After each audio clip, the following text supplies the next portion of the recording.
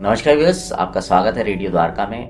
इस समय हम बैठे हैं गाजियाबाद में और मेरे साथ वरुण मित्तल जी हैं। वरुण जी एडवोकेट हैं और फाउंडर हैं पेपर एसेट मैनेजमेंट कंपनी के।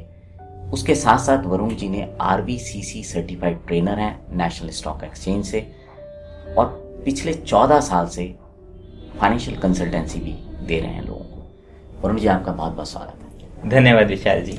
वरुण जी, अभी हाल ही में ICICI का एक नई स्कीम लॉन्च हुई है, NFO जिसको बोलते हैं, जिसका नाम है ICICI prudential housing opportunities fund. मैं आपसे ये जानना चाहता हूँ, क्योंकि आपको काफ़ी एक्सपीरियंस है इस चीज़ों का, ये फंड किस तरह का है?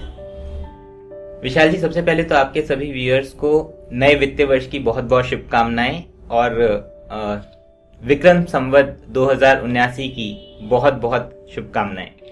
जहां तक बात है ICICI प्रूडेंशियल के हाउसिंग अपॉर्चुनिटीज फंड की, देखिए विशाल जी, आप भी ये बात जानते हैं कि किसी भी व्यक्ति की 3 बेसिक नेसेसिटीज होती हैं, रोटी, कपड़ा और मकान। मुझे जहां तक लगता है एस नरेन ICICI प्रूडेंशियल के जो सीनियर फंड मैनेजर हैं, उन्होंने इस मकान वाली अपॉर्चुनिटी को अब महसूस किया है और उन्होंने इस अपॉर्चुनिटी को इनकैश करने के लिए इस फंड को लॉन्च किया है। क्या ये जो फंड है, जैसे आपने बोला मकान वाली अपॉर्चुनिटी को कैश करने के लिए, क्या ये सिर्फ जो डेवलपर्स होते हैं उस तरह की उसमें जाके निवेश करेगा? नहीं विशाल जी, ये एक मल्टी बैगर फंड है, ये एक थीमेटिक फंड है। थीमेटिक फंड होने का सबसे बड़ा एडवांटेज ये है कि ये सिर्फ एक सेक्टर एलोकेशन नहीं करेगा।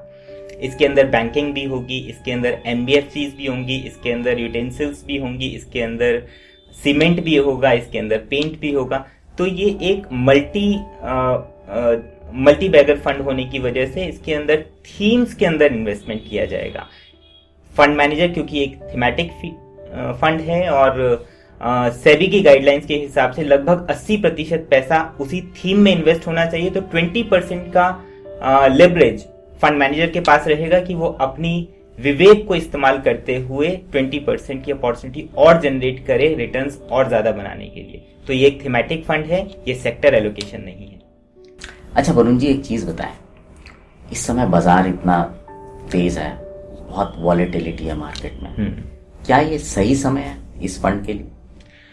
ये एक बहुत अच्छा सवाल है। किसी भी थीमेटिक फंड के अंदर फंड मैनेजर के लिए ये बहुत जरूरी है कि वो टाइमिंग के साथ मार्केट के अंदर एंटर करे। अगर आप देखें निफ्टी हाउसिंग इंडेक्स को, तो निफ्टी हाउसिंग इंडेक्स हालांकि फरवरी 2022 में ही लॉन्च हुआ है, बट उसके उसके स्टॉक्स को अगर आप देखें और 2014-2013 से अगर आप ट्रैक करने की कोशिश करें तो आप देखेंगे कि 2013-2014 से लेकर के 2020-2021 तक लगभग उसने 11% का ही CAGR जनरेट किया है।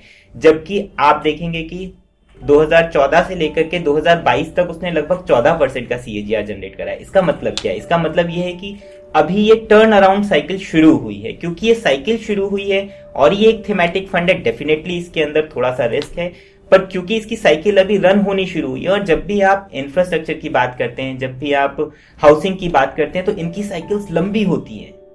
तो लंबी साइकिल्स होने की वजह से इसमें एक बड़ी अपॉर्चुनिटी फंड मैनेजर को दिखाई दे रही है। और जहां तक ICICI की बात है, ICICI के एस नरेन इस तरह की अपॉर्चुनिटीज ढूंढने में मास्टर फंड मैनेजर हैं। अच्छा वरुण जी, एक चीज और आपसे जानना पहुंचाऊंगा कि ये जो फंड है, जैसा कि हम सुनते हैं समझते हैं कि हर फंड हर किसी के लिए सुटेबल नहीं होता। ये जो पर्टिकुलर फंड की मैं बात कर रहा हूँ, ये किस तरह के निवेशकों के लिए बेहतर होगा? देखिए, क्योंकि ये एक थीमेटिक फंड है तो डेफिनेटली थीमेटिक फंड के अंदर अगर थीम रन करती है और क्योंकि यहाँ से साइकिल टर्न अराउंड होनी शुरू हुई है और इनकी साइकिल्स लंबी होती हैं, चाहे आप इंफ्रास्ट्रक्चर की बात कर लें, चाहे आप हाउसिंग की बात कर लें, तो इसमें लंबे समय की अवधि के लिए निवेशक ही निवेश करें जिनको हाउसिंग के अंदर बिलीव है।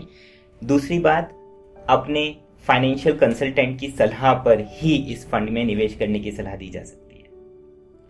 वरुण जी, बहुत बहुत धन्यवाद आपका, आपने अपना समय दिया।